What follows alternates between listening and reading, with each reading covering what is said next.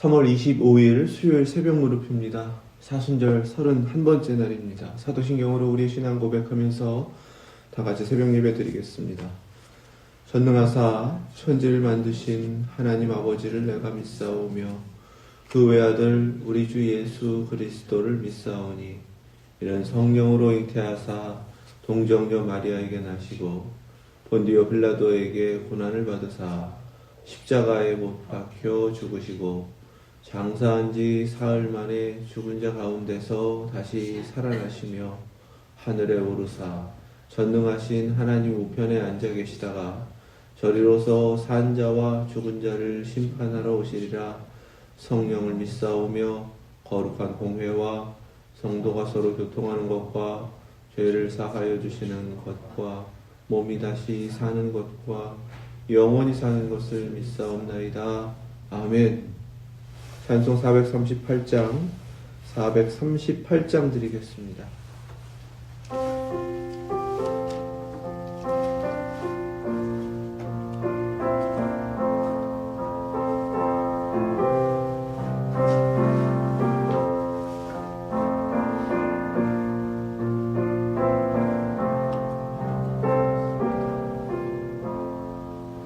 내 영혼이 은총 입어 중한 죄짐 벗고 보니 슬픔 많은 이 세상도 천국으로 화도다. 알렐루야 찬양하세.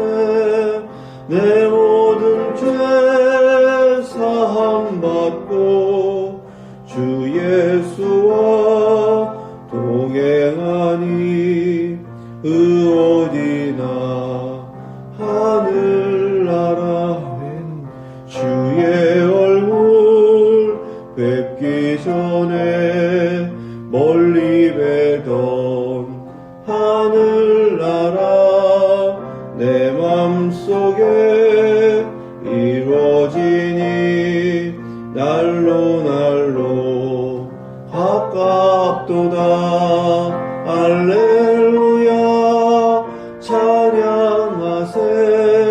내 모든 죄 사함받고 주 예수와 동행하니 그 어디나 하늘나라 높은 산이 거친 들이 조막이나 궁궐이나 내 주 예수 모신 곳이 그 어디나 하늘나라.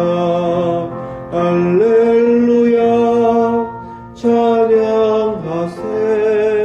내 모든 죄 사함받고 주 예수와 동행하니 그 어디나 하늘. 3절 한 번 더요. 높은 산이 거친 들이 조막이나 궁궐이나 내 주 예수 모신 곳이 그 어디나 하늘나라. 아멘. 할렐루야 찬양하세. 내 모든 죄 사함받고 주 예수와 동행하니 그 어디나 하늘나라. 아멘. 아멘. 좋습니다.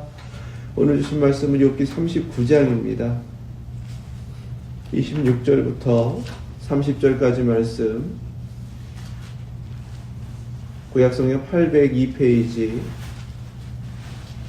욥기 39장 26절에서 30절까지 말씀, 하나님의 말씀 믿음으로 함께 받겠습니다. 매가 떠올라서 날개를 펼쳐 남쪽으로 향하는 것이 어찌 내 지혜로 말미암음이냐.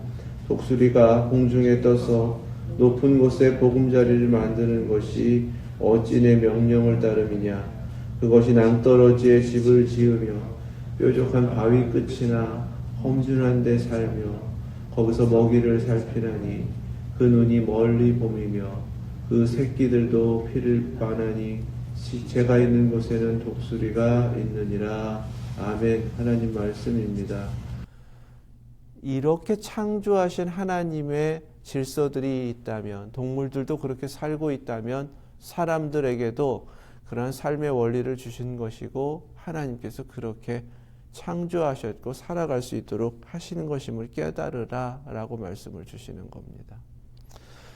앞서서 38장 39절부터 보겠습니다. 내가 사자를 위하여 먹이를 사냥하겠느냐? 젊은 사자의 식욕을 채우겠느냐? 그것들이 굴에 엎드리며 숲에 앉아 숨어 기다리느니라. 사자를 보라는 거예요. 포식자죠. 그리고 본능적으로 자신이 이렇게 사냥해서 먹을 수 있는 그러한 능력을 가지고 있다는 것입니다. 41절에서는 까마귀 새끼가 하나님 향하여 부르짖으며, 까마귀 같은 것도 있다라는 것입니다. 그냥 죽은 시체 언제 날라와서 이렇게 먹고 있는 그 모습 보면은 자신이 살아갈 수 있는 능력이 부족한 것 같은데도 하나님께서 다 허우적거릴 때 먹을 수 있도록 해주신다는 것입니다. 생활 능력, 생존 본능이 강한 사자와 같은 포식자가 있다는 거예요. 얼마든지 사냥해서 자기 것을 다 채울 수 있는 능력이 있는 사람도 있고, 까마귀처럼 주어진 것이 있으면 찾아내면 겨우 먹고 사는, 어찌 보면 생활 능력이 조금 없는 사람도 있더라는 겁니다.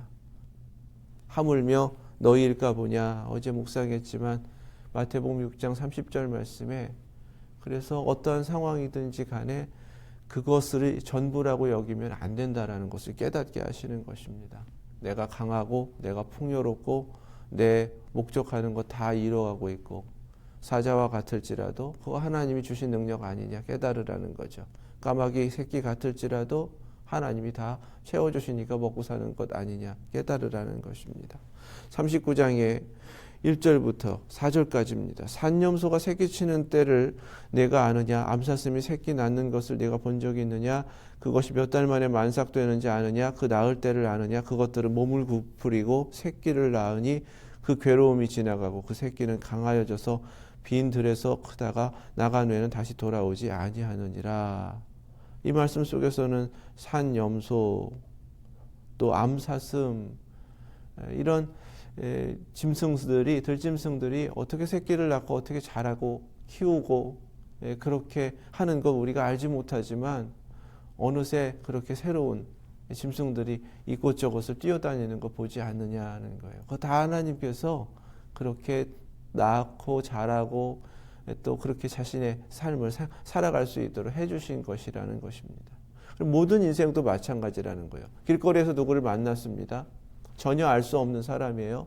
그 사람이 어떻게 태어났는지, 특히 그 사람이 어떻게 자라왔는지, 어떤 배경 가지고 있는지 알지 못하지만 적어도 성인이 된 그 사람 그냥 자기 역할을 하면서 그렇게 살더라는 겁니다. 삶이라는 것이 그 배후에 내가 열심히 뭔가를 했고 이런 것 있어서 하는 것 같지만 사실 하나님께서 모든 것을 살아갈 수 있도록 해주셨기 때문에 그렇게 낳고 자라고 자신의 삶을 영위하게 되는 것이다. 이것 좀 깨달으라고 말씀하시는 겁니다. 5절부터는 누가 들나귀를 놓아 자유롭게 하였느냐? 누가 빠른 나귀에 매인 것을 풀었느냐? 내가 들을 그의 집으로 소금 땅을 그것이 사는 처소로 삼았느니라. 들나귀는 성읍에서 짖거리는 소리를 비웃나니 나귀 치는 사람이 지르는 소리는 그것에게 들리지 아니하며 초장 언덕으로 두루 다니며 여러 가지 푸른 풀을 찾느니라. 들나귀는 들에서 났기 때문에 훈련되지 않았기 때문에 사람이 욕심대로 사용할 수 없다는 거예요. 길들여지지 않은 들나귀는 사람과는 전혀 상관없이 자기 마음대로 살더라는 것입니다. 들소도 똑같다는 것입니다. 들소가 어찌 기꺼이 너를 위하여 일하겠으며 내 외양간에 머물겠느냐. 9절이에요. 내가 능히 줄로 매어 들소가 이랑을 갈게 하겠느냐? 그것이 어찌 골짜기에서 너를 따라 시레를 끌겠느냐? 그것이 힘이 세다고 내가 그것을 의지하겠느냐? 내 수고를 그것에게 맡기겠느냐? 그것이 내 곡식을 집으로 실어오며 내 타작마당에 곡식 모으기를 그것에게 의탁하겠느냐? 들소도 그 힘 좋고 이제껏 자신들이 키워온 소를 통해서 농사짓고 일하는 것을 생각하면 들소는 더 탐나더라는 겁니다. 하지만 들소는 길들여지지 않았기 때문에 내 뜻대로 내 일을 맡길 수 없고 내 원하는 대로 사용할 수 없다라는 것입니다. 인간도 마찬가지라는 거예요. 하나님께서 보실 때에 수많은 능력이 있고 어떤 사람은 특별한 재능도 있고 얻은 것도 많고 야 저거 하나님 뜻대로 사용되면 얼마나 큰 일을 감당할 수 있을까 생각할 수 있지만 하나님 그렇게 사용 안 하신다는 겁니다. 왜 그러냐 하면 길들여지지 않은 들짐승을 내 뜻대로 사용할 수 없는 것처럼 일 부릴 수 없는 것처럼 하나님도 하나님 믿지 않는 이들을 또 경건으로 훈련되지 않은 이를 또 신앙으로 잘 성숙하지 않은 이에게 하나님의 일을 맡기시지 않는 것과 똑같다. 이렇게 깨달을 수가 있는 것입니다. 자연 질서의 짐승들을 보면서 너무나 놀라운 하나님의 뜻, 또 하나님께서 인생들에게는 그러면 어떻게 하셨겠는가를 이렇게 깨닫게 하시는 말씀이 이어지는 거예요. 13절 말씀입니다. 타조는 즐거이 날개를 치나 학의 깃털과 날개 같겠느냐? 그것이 알을 땅에 버려도 흙에서 더워지게 하고 발에 깨어질 것이나 들짐승에게 밟힐 것을 생각하지 아니하고 그 새끼에게 모질게 대함이 제 새끼가 아닌 것처럼 하며 그 고생한 것이 헛되게 될지라도 두려워하지 아니하나니 이는 하나님이 지혜를 베풀지 아니하셨고 총명을 주지 아니함이라. 그러나 그것이 몸을 떨쳐 뛰어갈 때에는 말과 그 위에 탄 자를 우습게 여기느니라. 타조 보라는 것입니다. 타조처럼 몸집도 큰데 날개는 얼마나 크냐는 겁니다. 하지만 못 날른다는 거예요. 그거 참 우스꽝스럽다는 것입니다. 타조는 이렇게 알을 낳고 자기가 계속 품고서는 부화시키지는 않는다고 그래요.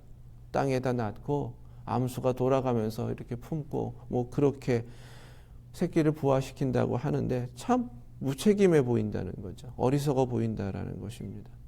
땅에 그냥 이렇게 있으면 다른 들짐승에게 밟힐 텐데 새끼 보호할 줄 모른다는 것입니다.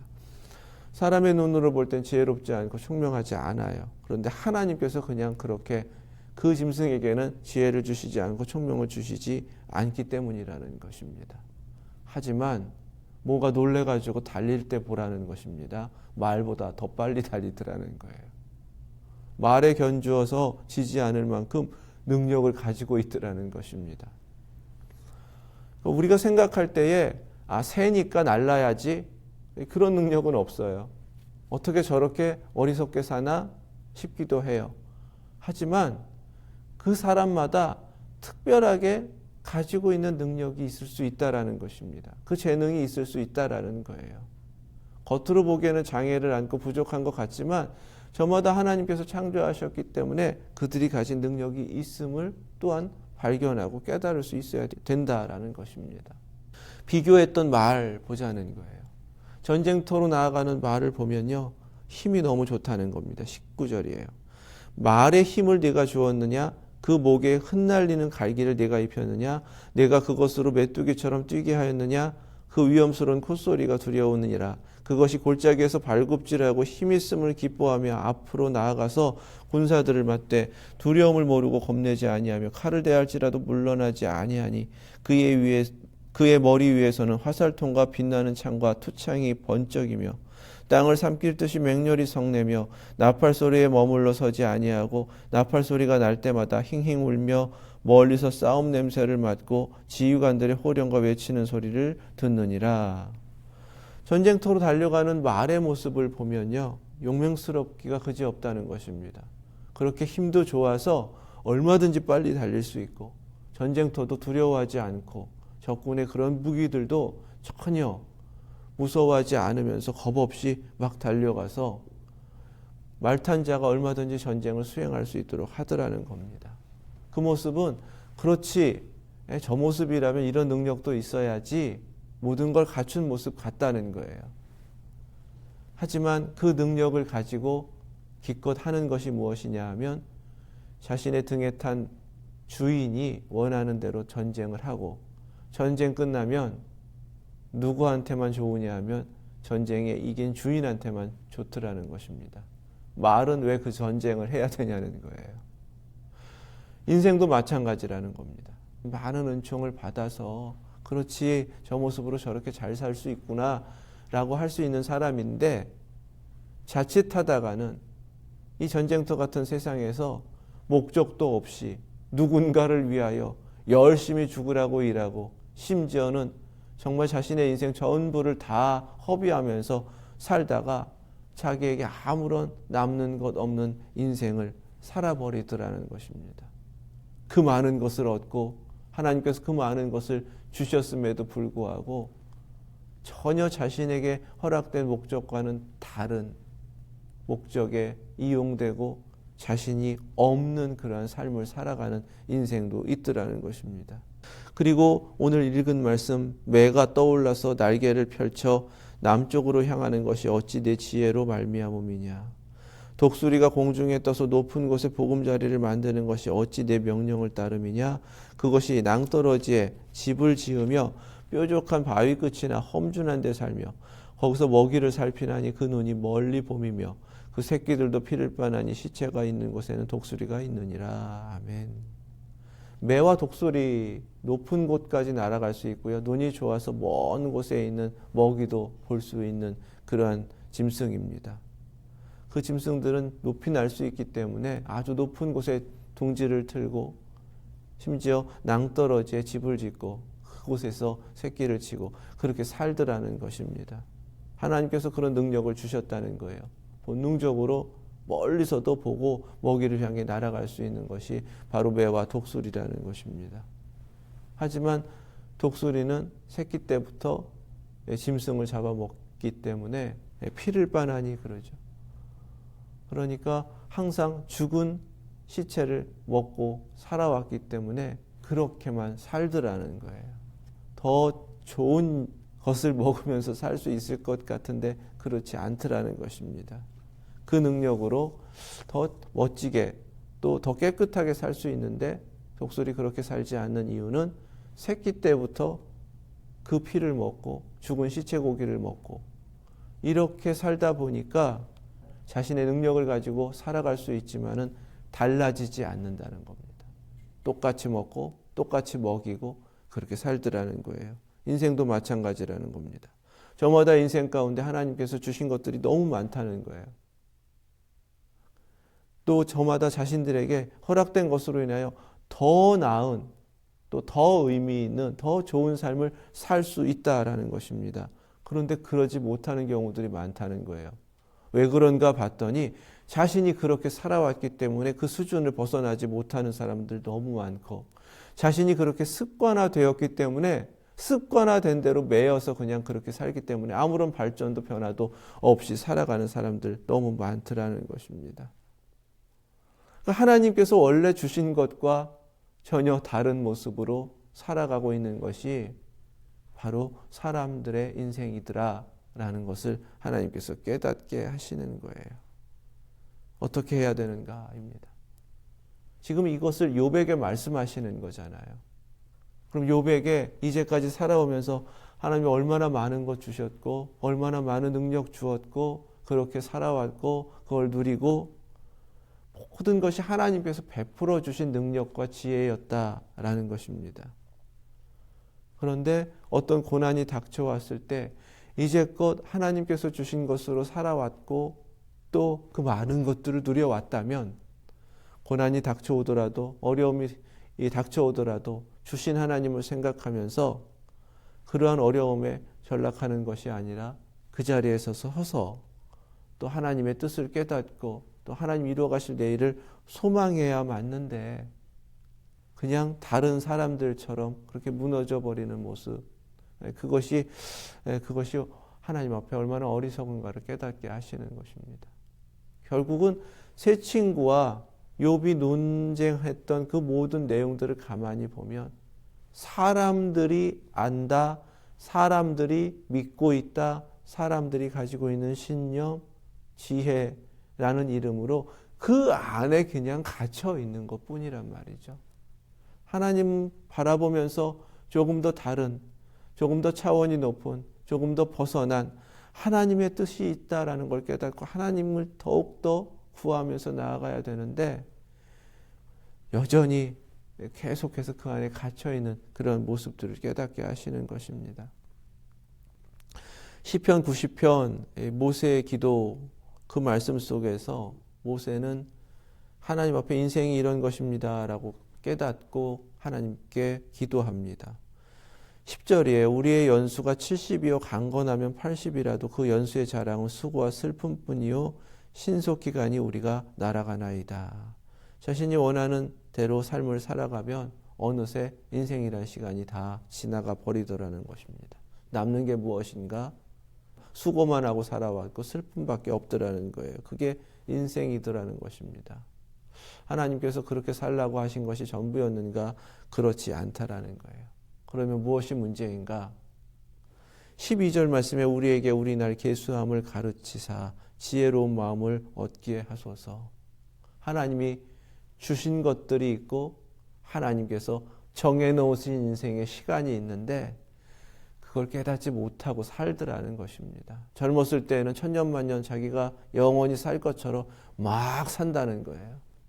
그런데 정작 다 지나치고 난 다음에 아이고 무엇도 할 수 없는 그런 상태가 되면 그때 뒤늦게 후회하더라는 거예요. 지혜가 없다라는 것입니다. 13절에 여호와여 돌아오소서 언제까지니까 주의 종들을 불쌍히 여기소서.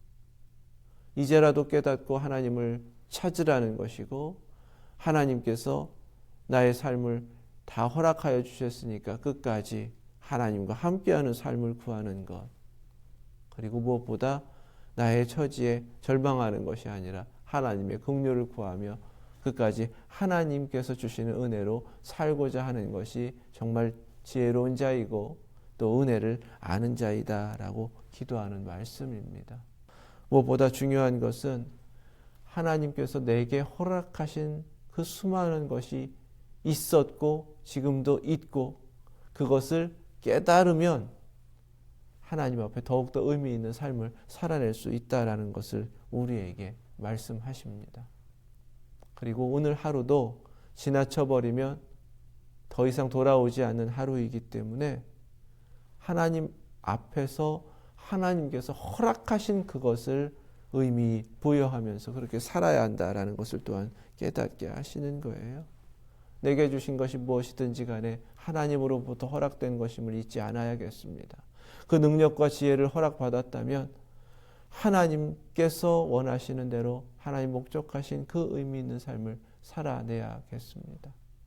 내 뜻대로 내 마음대로 써버리는 것이 아니라 들짐승처럼 그렇게 주어진 대로 그냥 살아가는 것이 아니라 하나님께 붙잡혀서 하나님께 길들여지고 하나님 원하시는 대로 하나님의 뜻을 이루어갈 수 있는 인생으로 더욱더 성숙하며 그렇게 하나님 앞에 세워져 가야겠습니다. 오늘 그런 소원 가지시자고요. 하나님 이 하루도 하나님 손에 붙잡히길 원하고 하나님 뜻대로 살아가길 원합니다. 이 많은 능력 주셨는데 하나님 감사하면서 하나님 앞에 의미 있는 삶으로 이 하루도 살아내길 원합니다. 그렇게 하나님께 기억되고 하나님께 기쁨이 되길 원합니다. 이 소원 가지시고 하나님 찾으시고 또 하나님의 긍휼하심 가운데 오늘도 주님의 그 풍성한 삶을 누리시는 저와 여러분들 되실 수 있길 주님의 이름으로 축원합니다. 기도하겠습니다. 하나님 감사합니다. 그 많은 능력과 지혜를 주셨는데 이제껏 살아오면서 헛되게 또 하나님의 목적과는 다르게 살아왔다면 다시금 저희들을 하나님의 뜻대로 바로잡아 주시고 오늘부터 주님께서 목적하신 그대로 의미 있는 삶을 살아내는 그 은총을 허락하여 주시옵소서. 하나님 앞에 부여받은 것이 그렇게 많은데 순간이라도 놓치지 않게 하시고 감사함으로 살아내게 하시고 짐승들이야 그렇게 산다고 하지만 하나님 저희에게 영혼을 주셨고 특별한 창조를 허락하여서 살아가게 하신 이 땅의 삶, 정말 하나님 앞에서 의미를 찾고 하나님의 목적을 이루어가는 삶이 되게 하여 주시옵소서. 늘 감사하게 하시고 하나님을 더욱 바라보게 하시고, 또 이 세상 얼마나 연약합니까? 또 얼마나 부족합니까? 또 악합니까? 그 가운데에서 저희들은 더욱더 힘겹게 살아갈 수밖에 없는데, 그때그때마다 하나님께 긍휼을 구하게 하시고 하나님 베풀어 주신 그 은총으로 넉넉히 살아내고 이겨내는 저희들 되게 하여 주시옵소서. 이 하루도 하나님께만 영광 되길 원합니다. 예수 그리스도의 이름으로 기도드립니다. 아멘. 하늘에 계신 우리 아버지, 이름이 거룩히 여김을 받으시오며 나라 임하옵시며 뜻이 하늘에서 이룬 것 같이 땅에서 또 이루어지이다. 오늘날 우리에게 일용할 양식을 주옵시고 우리가 우리에게 죄 지은 자를 사하여 준 것 같이 우리의 죄를 사하여 주옵시고 우리를 시험에 들게 하지 마옵시고 다만 악에서 구하옵소서. 나라와 권세와 영광이 아버지께 영원히 있사옵나이다. 아멘.